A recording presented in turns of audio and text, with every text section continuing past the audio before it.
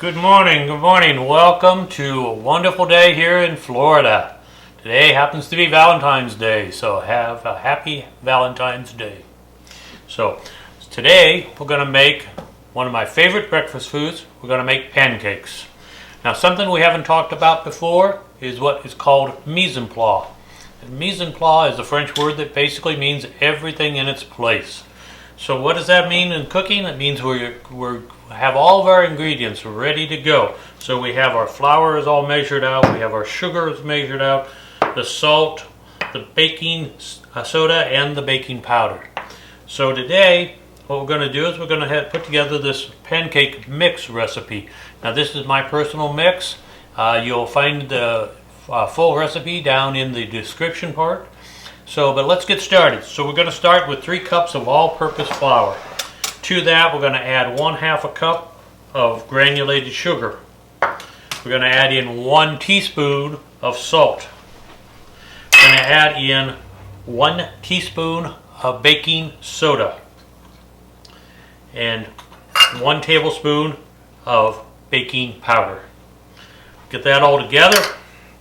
We're going to mix that all together well. Now what I do is I mix this up and I store this in a container so that anytime we're ready to make pancakes, all I have to do is grab the container and get started on it. Make some beautiful pancakes out of this. Alright, so we'll be back in just a moment to begin making pancakes. Alright, here we go. Today we're making our pancakes. So we're going to do something a little bit different. A while back I ran into this idea of using an old banana in my pancakes, and I thought, what would I do for it? And I tell you what, truth, it gives it a wonderful, great flavor. It gives it a little bit of lightness in the batter. So that's what we're going to do. I have this banana. You can see it's nice and brown, so you know that the flavors are really good in this one right now because it's just extremely ripe. So all we're going to do, we're just going to break that up into a couple pieces. Put it in our mixing bowl. We're going to take our mixer and we're just going to mix that up a little bit. Just break it up.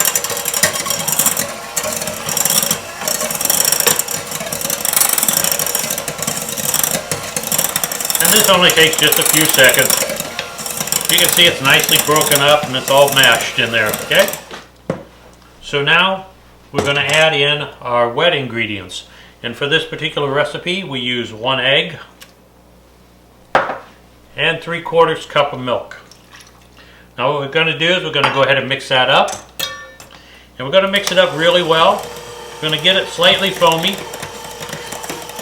before we add in our dry ingredients. You can see it's starting to get foamy. It means we're whipping a little bit of air into the mixture. That'll help make the pancakes a little bit lighter. And you can see it's getting foamy here, really nice and foamy. Alright, so we're going to go ahead and stop it now. And what we're going to do is we're going to go ahead and add in our pancake mix that we made a few minutes ago. And we're just going to take a 1 cup measurement of it.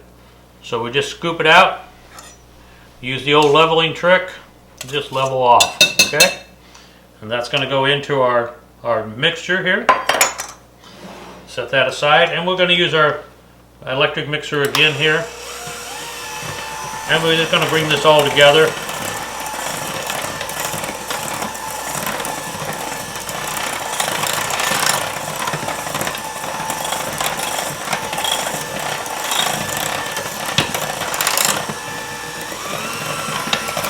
I wish you could smell this. The banana is just amazing on this.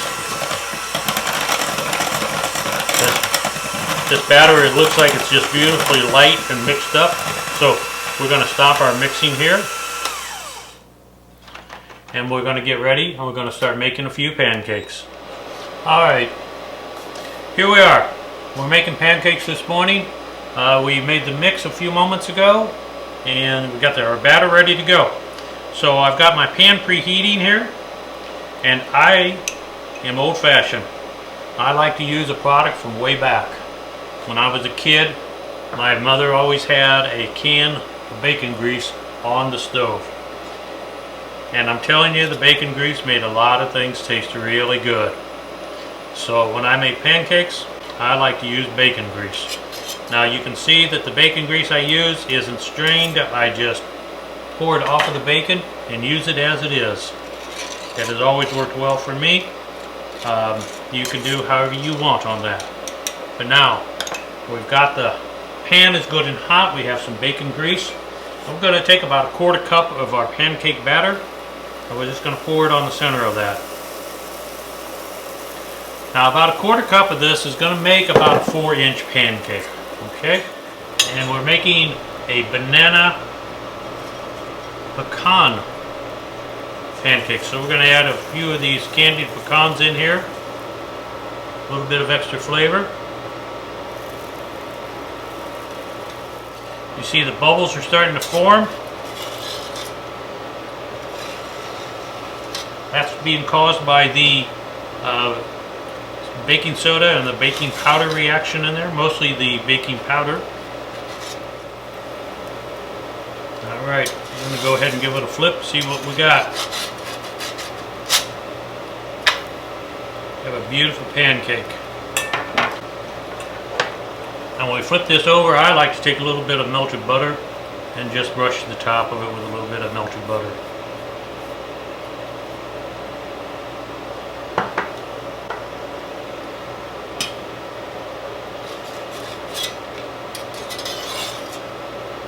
Now this is only going to take about a minute or two to cook on this side.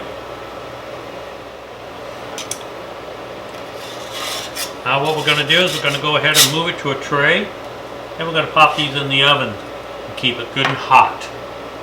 So let's go ahead and we'll make another one. Again, put a little bit of the bacon grease on there. Spread it around nicely. Going to add in our batter.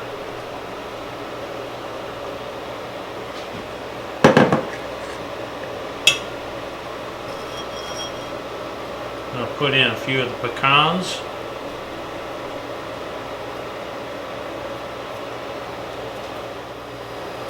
Wish you could smell these. These are wonderful. Add just a little more pecan in there.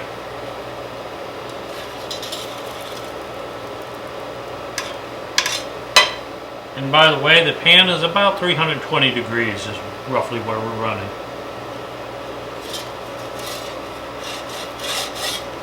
Alright, we're going to go ahead and flip this one, get underneath of it, and flip it over.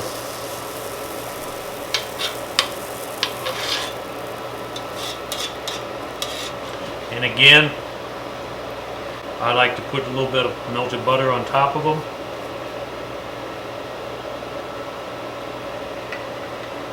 And we're going to add this to the stack, and we're just going to continue cooking.